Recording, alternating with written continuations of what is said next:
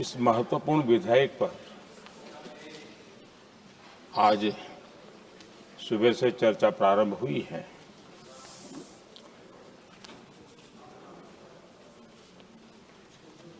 काफी साथी यहां से भी जिन मुद्दों को स्पर्श किया गया है उसको तथ्य से और तर्क से सदन को जरूर जानकारी देंगे और इसलिए मैं उन विषयों में जाना नहीं चाहता। आदरणीय अध्यक्ष जी, राष्ट्र के जीवन में कुछ महत्वपूर्ण पल आते हैं और उस समय की समाज की मनस्थिति और नेतृत्व की क्षमता उस पल को कैप्चर करके एक राष्ट्र की अमानत बना देती है, एक मजबूत धरोहर तैयार कर देती है। मैं समझता हूं कि भारत के संसदीय लोकतंत्र के इतिहास में ये वैसे ही पल है। आवश्यकता तो ये थी कि 25-30 साल पहले जब से विचार सामने आया, आवश्यकता महसूस हुई, हम इसको लागू कर देते और हम आज उसको काफी परिपक्वता तक पहुंचा देते हैं और आवश्यकता के अनुसार उसमें समय समय पर सुधार भी होते हैं और यही तो लोकतंत्र की ब्यूटी होती है।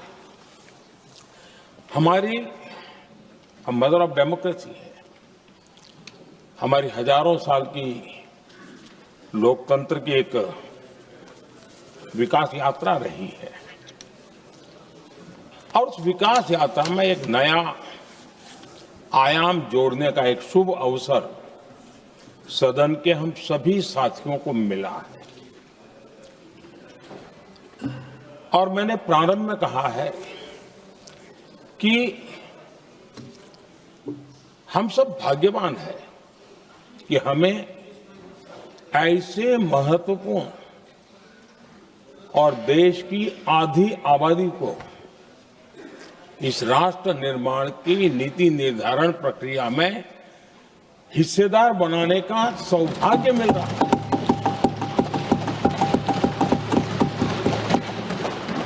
ये हम लोगों के लिए सौभाग्य है और मैं चाहता हूं कि मेरे सभी माननीय सांसद, मैं इधर उधर की आज बात करना नहीं चाहता हूं, हम सभी सांसद इस महत्वपूर्ण अवसर को जाने न दें। हम भारतीय सब मिल करके देश को नई दिशा देने जा रहे हैं। हमारी शासन व्यवस्था को संवेदनशीलता से भरने का एक सार्थक प्रयास करने के लिए जा रहे हैं और मुझे विश्वास है कि इस मंथन से जो अमृत निकलेगा वो देश की राजनीति की भी उसके रूप स्वरूप को तो तय करने ही करने वाला है, लेकिन ये देश की दिशा और दशा भी तय करने वाला है। इतने महत्वपूर्ण मोड़ पर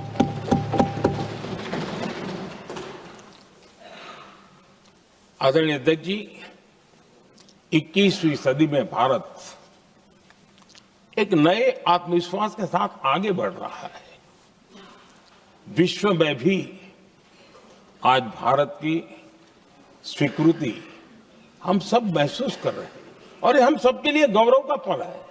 एक समय हमारे पास आया है और इस समय को हमने एक विकसित भारत के संकल्प के साथ जोड़ा है और मैं पक्का मानता हूं कि विकसित भारत का मतलब केवल उत्तम प्रकार के रेल, रास्ते, इंफ्रास्ट्रक्चर या कुछ आर्थिक प्रगति के आंकड़े, सिर्फ इतने से ही विकसित भारत की सीमित कल्पना वाले हम लोग नहीं हैं।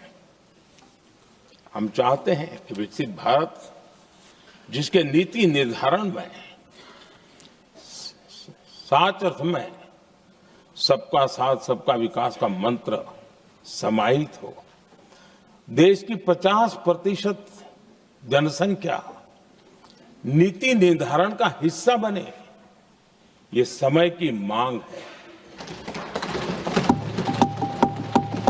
हम पहले ही देरी कर चुके हैं, कारण कोई भी होंगे, जिम्मेवार कोई भी होंगे, लेकिन इस सच्चाई को हमें स्वीकार करना होगा कि जब हम अकेले मिलते हैं तब मानते हैं हाँ यार, लेकिन जब सामूहिक रूप से मिलते हैं, मुझे याद है कि जिस इसकी प्रक्रिया चली थी, सभी दलों से मिलना हुआ है, एक दल को छोड़ करके जिन जिन से मिलना हुआ है, हर एक ने सैद्धांतिक विरोध नहीं किया है। बाद में जाकर के जो कुछ भी हुआ होगा, राजनीतिक दिशा पकड़ी जा रही है, लेकिन जो राजनीतिक दिशा में ही सोचते हैं, मैं उनको भी एडवाइज करना चाहूंगा, एक मित्र के रूप में एडवाइज करता हूं और सबको काम आएगी।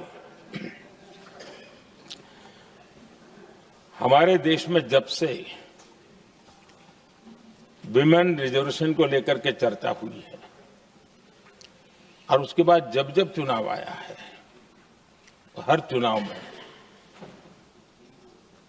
महिलाओं को मिलने वाले इस अधिकार का जिसने विरोध किया है, जिसने विरोध किया है, देश की महिलाओं ने उन्हें माफ नहीं किया है।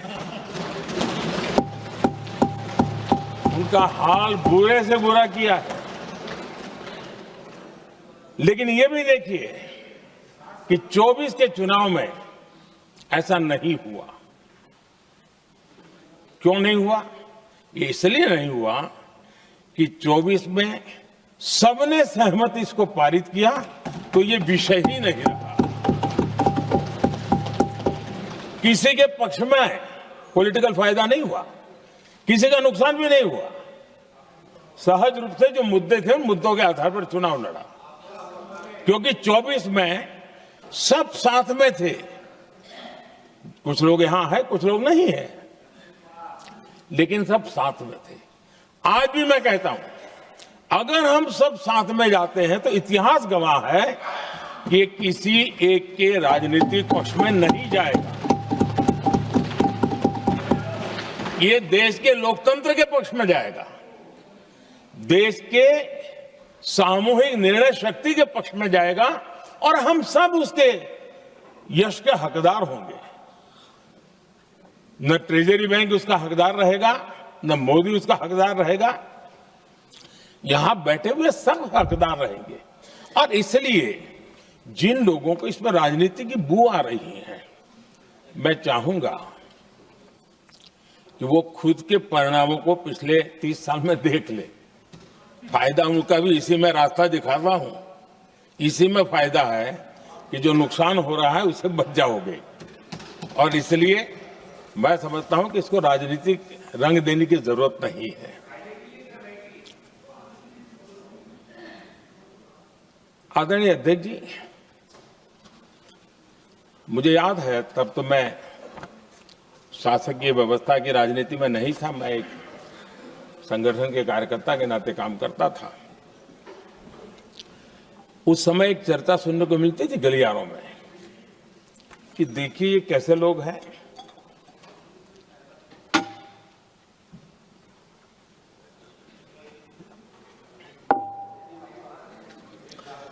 पंचायतों में आरक्षण देना है तो बहुत आराम से दे देते हैं, लेकिन आप कह रहे हैं तो कह रहे हैं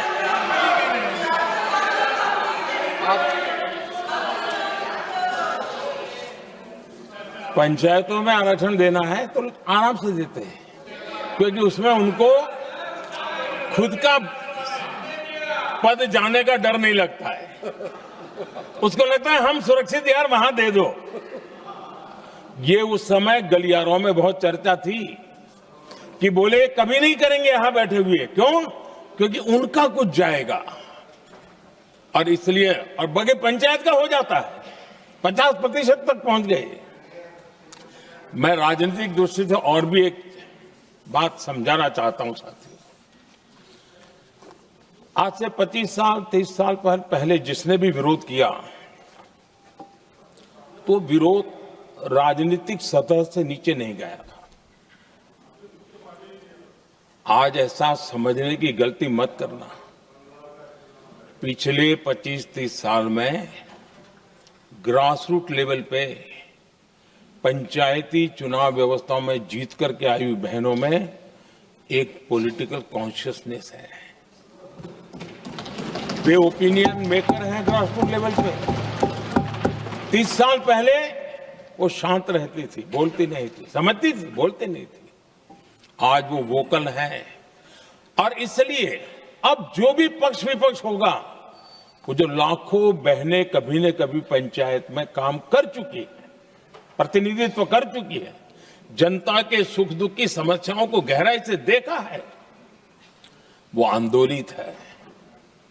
वो कहती हैं कि झाड़ू कचरा वाले काम में तो हमें जोड़ देते हो, वो तो परिवार में भी पहले होता था, अब हमें निर्णय प्रक्रिया में जोड़ो। और निर्णय प्रक्रियाएं विधानसभा में और पार्लियामेंट में होती है।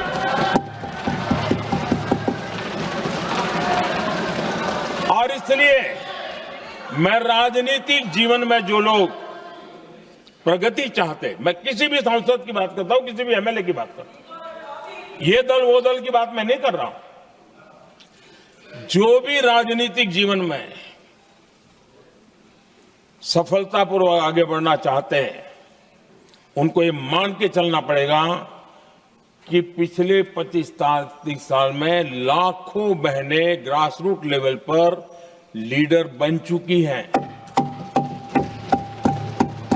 अब उनके अंदर सिर्फ यहां 33% का नहीं, वहां भी वो आपके फैसलों को प्रभावित करने वाली है। और इसलिए जो आज विरोध करेंगे उसको लंबे समय तक कीमत चुकानी पड़ेगी, लंबे समय तक कीमत चुकानी पड़ेगी। और इसलिए राजनीतिक समझदारी भी इसी में है कि हम ग्रास रूट लेवल पर महिलाओं की जो पॉलिटिकल लीडरशिप खड़ी हुई है, उसको आपने अब कंसीडर करना पड़ेगा। यहां मैंने सुना हमारे मुलायम सिंह जी थे, तब से एक विषय चला रहे हैं, उनके परिवार वाले भी चला रहे हैं। आप देश की बहनों पर भरोसा करो ना, उनकी समझदारी पर भरोसा करो। एक बार 33% बहनों को यहां आने दो, आकर के उनको निर्णय करने दो, किसको देना है, किसको नहीं देना है, इस वर्ग को देना, उस वर्ग को देना, करेंगे वो निर्णय। हम उनके सामर्थ्य पर आशंका क्यों करते भाई? एक बार आने तो दो, उनको आने तो दो। जब आएंगे तो 34 पे और दूसरा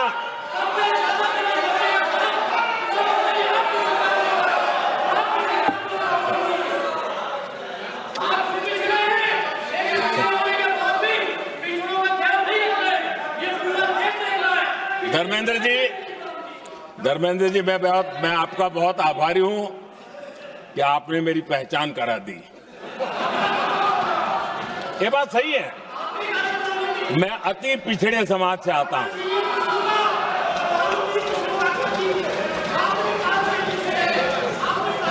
धर्मेंद्र जी, मैं आपका बहुत आभारी हूं और अखिलेश जी मेरे मित्र हैं तो कभी कभी मदद कर देते हैं।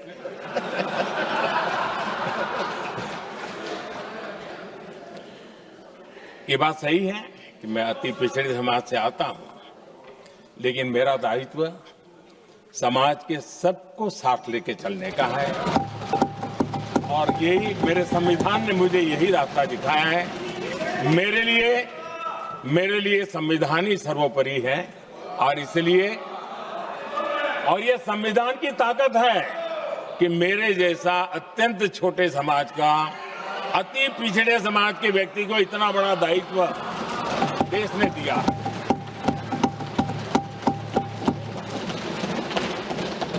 और इसलिए मैं तो देशवासियों का ऋणी हूं और मैं तो संविधान निर्माताओं का ऋणी हूं कि जिसके कारण आज मैं यहां हूं। लेकिन आदरणीय अध्यक्ष जी, पिछड़ी जाति का स्वीकार कर रहे हैं, लेकिन हम पिछड़ी जातियों के साथ अन्याय न करें, इतना निवेदन है। आदरणीय अध्यक्ष जी, आज जीवन के हर क्षेत्र में हम देखें कि नारी शक्ति देश के गौरव को बढ़ाने वाले, परचम लहराने में कहीं पीछे नहीं है जी। हम गर्व कर सकें इस प्रकार से जीवन के अलग अलग क्षेत्रों में आज हमारी माताएं बहनें बहुत बड़ा योगदान, हमारी बेटियां तो कमाल कर रही हैं जीवन के हर क्षेत्र में।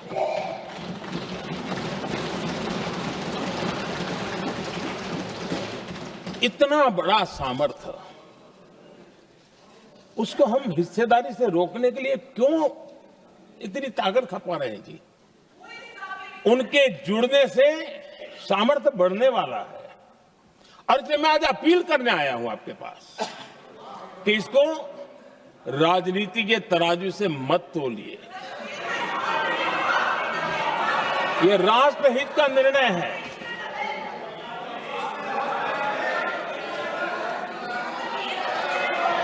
आदरणीय अध्यक्ष जी, आज का हमारे सामने अवसर एक साथ बैठ करके एक दिशा में सोच करके विकसित भारत बनाने में हमारी नारी शक्ति की भागीदारी को एक खुले मन से निर्णय करने का अवसर है, स्वीकार करने का अवसर है।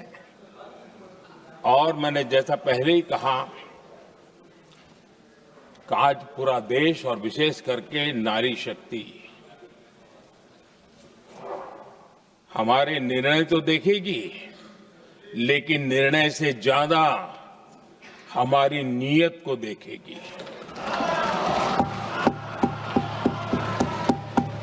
और इसलिए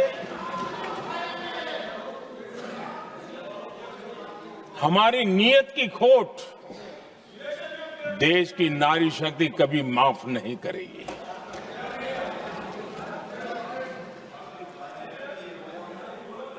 आदरणीय अध्यक्ष जी, 2023 में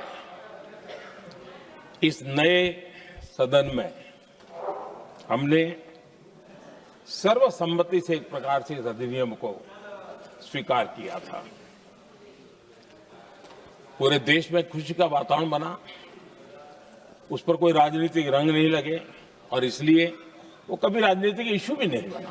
तो एक अच्छी स्थिति है। अब सवाल ये है कि हमें कितने समय तक इसको रोकना है।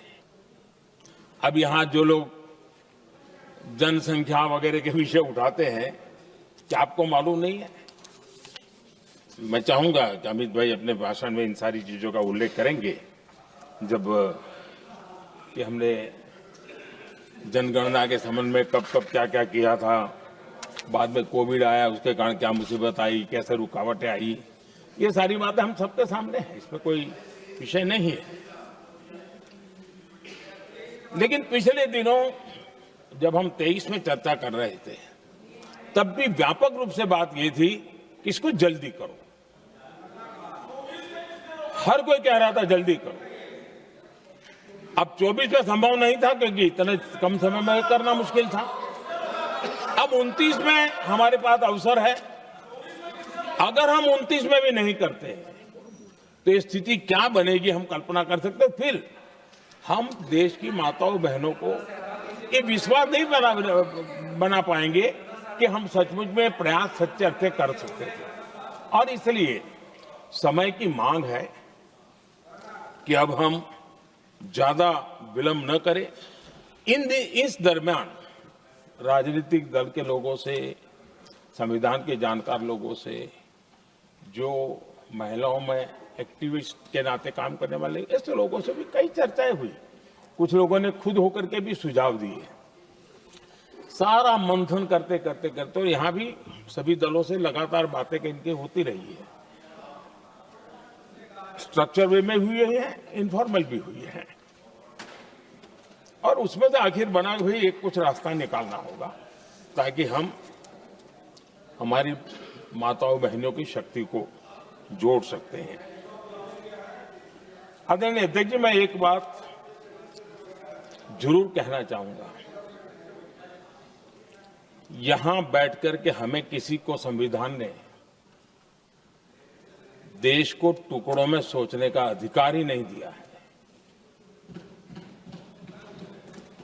जो शपथ लेके हम बैठे हैं ना, हम सबको एक राष्ट्र के रूप में विचार करना हमारा दायित्व बनता है।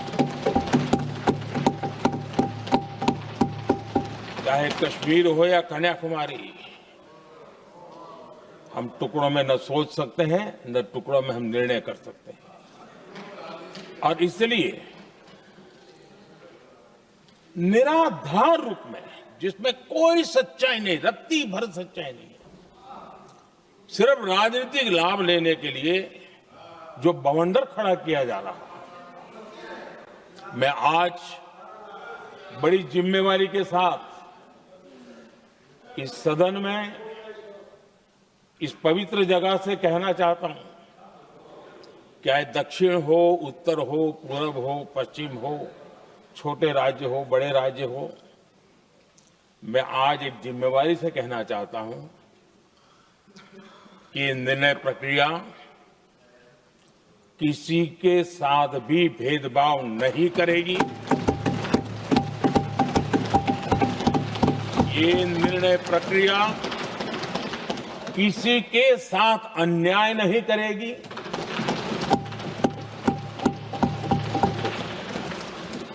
भूतकाल में जो सरकारें रही और जिनके कालखंड में जो परिसीमन हुआ और जो अनुपात उस समय से चला आ रहा है, उस अनुपात में भी कोई बदलाव नहीं होगा और वृद्धि भी उसी अनुपात में होगी।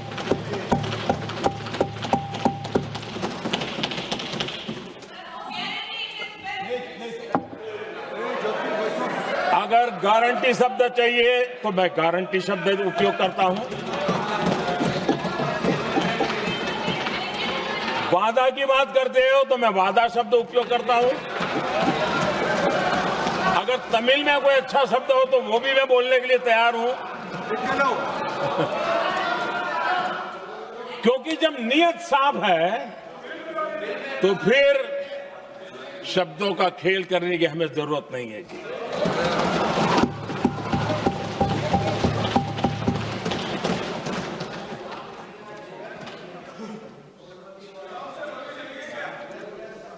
आदरणीय अध्यक्ष जी, मैं आज सदन के सभी साथियों को ये भी कहना चाहता हूं कि साथियों, हम भ्रम में न रहे।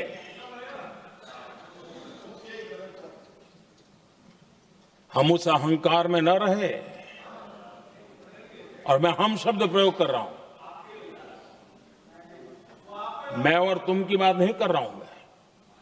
हम इस भ्रम में न रहे कि हम देश की नारी शक्ति को हम कुछ दे रहे हैं। जी नहीं, उसका हक है। और हमने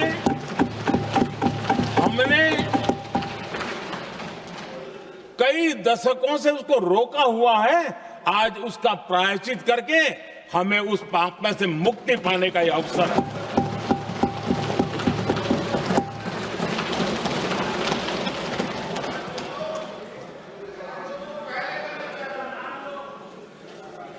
हम सब जानते हैं हर एक ने कैसे चालाकी की है, हर बार चतुराई की। बिल्कुल हम तो इसके पक्ष में ही हैं, लेकिन हम इसके साथ ही है। लेकिन हर बार कोई न कोई टेक्निकल पूछ लगा दी इसको। और इसको रोका गया। हर बार ऐसी चीजें लाई गई है। हिम्मत नहीं है कि हम 33% महिलाओं के आरक्षण का विरोध कर पाए। वो जमाना चला गया। आपको करना नहीं है, लेकिन कहने की हिम्मत भी नहीं है। और इसलिए टेक्निकल बहानेबाजी, ये करो तो ये, वो करो तो वो, डिगरा करो। अब देश की नारी को नहीं समझा पाओगे। सदन में नंबर का खेल क्या होता है वो तो समय तय करेगा, लेकिन ये पक्का है कि अब इन भांति भांति के बहानेबाजी, भांति भांति टेक्निकल मुद्दों के आधार पर चीजों को उलझा करके 3 दशक तक इसको अड़ंगे डाले हमने, फंसा के रखा। आपने जो अचीव करना था कर लिया, अब छोड़ दो ना भाई।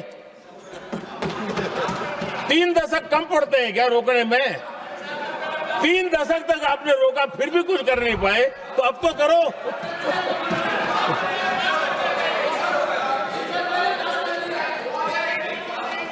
आदरणीय अध्यक्ष जी,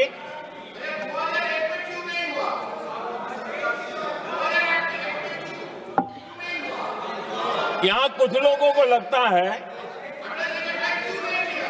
आदरणीय अध्यक्ष जी, यहां कुछ लोगों को लगता है इसमें कहीं न कहीं मोदी का राजनीतिक स्वार्थ है।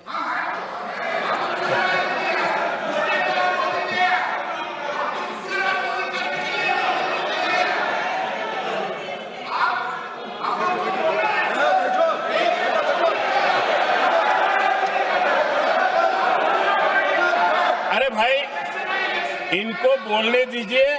वहां पर बेचारे को मुंह पे ताला लगा हुआ है, बहुत बगल में कोई बोलने नहीं देता उसको।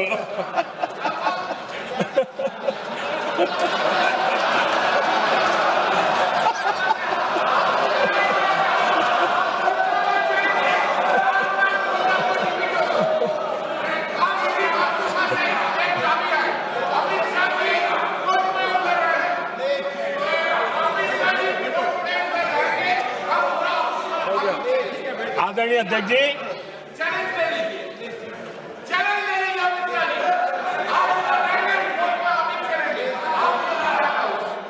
आदरणीय अध्यक्ष जी, देखिए, इसका अगर विरोध करेंगे तो स्वाभाविक है कि राजनीतिक लाभ मुझे होगा, लेकिन साथ चलेंगे तो किसी को भी नहीं होगा। ये लिख के रखो, किसी को नहीं रहेगा, क्योंकि एक फिर अलग पहलू हो जाता है, फिर किसी को फायदा नहीं होता। और इसलिए हमें क्रेडिट नहीं चाहिए। जैसे ये पारित हो जाए, मैं कल एडवर्टाइजमेंट दे करके सबका धन्यवाद करने के लिए तैयार हूं, सबकी फोटो छपवाने के लिए तैयार हूं। क्रेडिट आप ले लो, चलो। क्रेडिट की चिंता है क्या है जी? ले लो ना क्रेडिट। आपको जिसकी फोटो छपवानी है सरकारी खर्चे से हम करवा देंगे।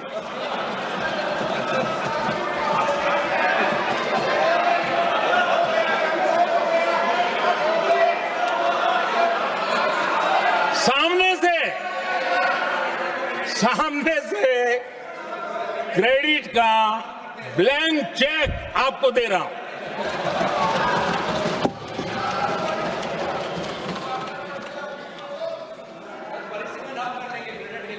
आदरणीय अध्यक्ष जी, हमारी संसदीय लोकतंत्र में महिलाओं की भागीदारी ये सिर्फ आंकड़ों का खेल या एक लोकतांत्रिक व्यवस्था में सुधार इतना सीमित नहीं है। लोकतंत्र की जननी के रूप में, मदर ऑफ डेमोक्रेसी के रूप में ये निर्णय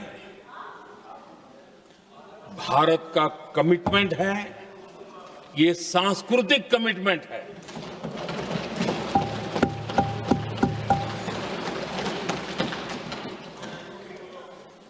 और इसी कमिटमेंट के कारण पंचायतों में ये व्यवस्था बनी और अब तो 20 से अधिक राज्य है जहां 50% हुआ है।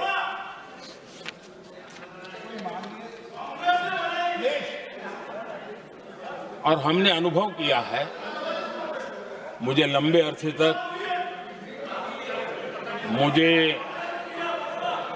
अरसे तक मुख्यमंत्री के रूप में सेवा करने का जनता ने अवसर दिया और उसी कालखंड में ग्रासरूट लेवल पर विमेन लीडरशिप को मैंने देखा है।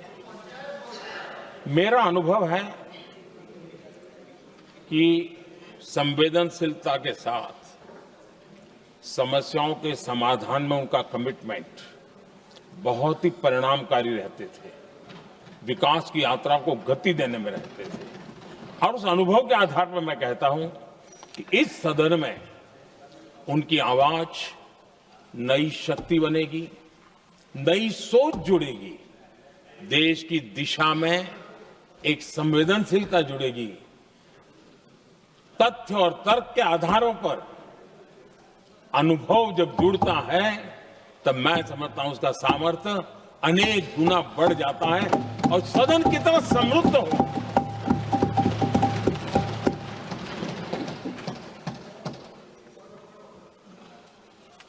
आदरणीय अध्यक्ष जी, हमारे देश में अनुभवी नारी शक्ति की कोई कमी नहीं है, सामर्थ्यवान में कोई कमी नहीं। हम भरोसा करें वे कंट्रीब्यूट करेंगे, बहुत अच्छा कंट्रीब्यूट करेंगे।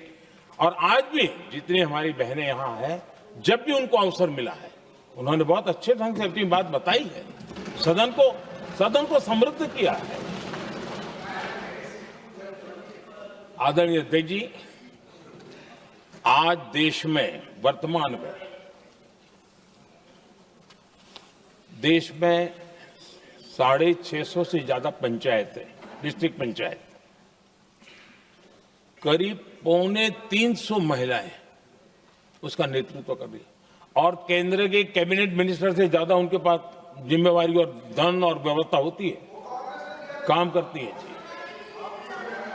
करीब 6,700 ब्लॉक पंचायतों में 2700 से अधिक ब्लॉक पंचायत ऐसी हैं जिसका नेतृत्व महिलाओं के हाथ में। आज देश में 900 से अधिक शहरों में अर्बन लोकल बॉडीज की हेड के रूप में मेयर्स हो या स्टैंडिंग कमेटी का काम देखने वाली बहनें हैं, उनकी ताकत है।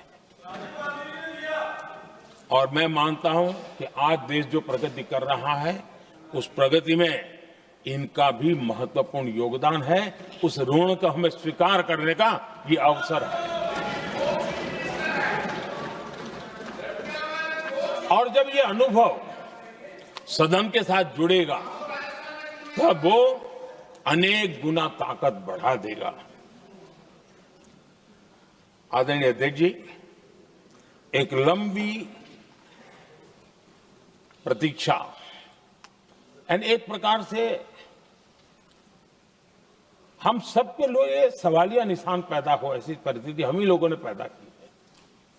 ये अवसर है कि हम पुरानी जो कुछ भी मर्यादाएं रही होगी, मुश्किलें रही होगी, उसे बाहर निकले, हिम्मत के साथ हम आगे बढ़े और नारी शक्ति का राष्ट्र के विकास में उनकी सहभागिता को हम सुनिश्चित करें। और मैं पक्का मानता हूं कि अगर आज हम मिलकर के निर्णय करते हैं, और मैं तो आग्रह करूंगा कि हमें सर्वसम्मति से इसको आगे बढ़ाना चाहिए। और जब सर्वसम्मति से बढ़ता है तो ट्रेजरी बेंच पर एक दबाव रहता है जी। उनको भी लगता है भाई सबका इसमें हक है, हर एक की बात मान के चलो, कोई नुकसान नहीं है। सामूहिक शक्ति से तो अनेक परिणाम हमें अच्छे मिलते हैं। आदरणीय अध्यक्ष जी, मैं ज्यादा समय न लेते हुए इतना ही कहूंगा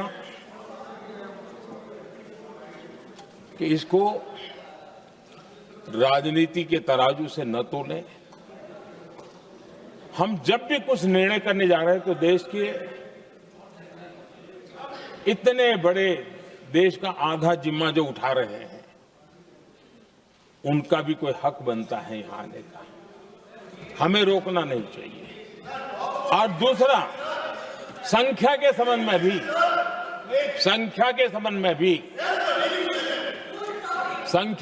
में भी एक मत पहले से बनता आया था, चर्चा थी कि साहब ये जो है इनका कम मत करो, अधिक कर दो तो जल्दी हो जाएगा। वो अधिक वाला विषय वो आया है कि चलो भाई पैसे जो संख्या थी 33% और बढ़ा दो, ताकि किसी को ऐसा न लगे कि मेरा हक चला गया। एक नई शक्ति जुड़ेगी, अतिरिक्त शक्ति जुड़ेगी। और अब सदन की रचना भी तो अब पहले से हमने सोच के रखा है, जगह तो बना ली है।